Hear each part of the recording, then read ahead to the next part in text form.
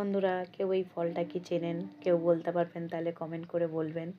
এটা আমি আন্দামানে first time দেখেছিলাম আমার দিদিবাড়ির ওখানে গাছে। খেতে একটু টক মিষ্টি। আর এই ফলটা আতা ফলের মতন কিছুটা হয়। এই ফলটা এখন কাঁচা আছে, কাঁচা থাকতে বলে তরকারি রান্না করে খায়। আর পাকলে নুন লঙ্কা দিয়ে খেতে খুব ভালো লাগে। তো আমি এই ফলটা ব্যাঙ্গালোরে দেখতে পেয়েছি, তার জন্য ব্যাঙ্গালোর থেকে নিয়ে এসেছি। এই দেখুন, আপনারা কমেন্ট করে বলুন এই ফলটার নাম কি।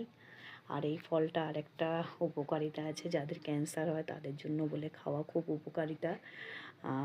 এই ফলের পাতা ফুটিয়েও বলে জল করে খেলে খুব উপকারিতা আছে। এর বলে প্রচুর দাম, কিন্তু জানি না, এই দুটো আমি 60 টাকা এনেছি, 100 টাকা কিলো। তো কাঁচা আছে বলে আমি আনতে পেরেছি, না হলে আনতে পারতাম না।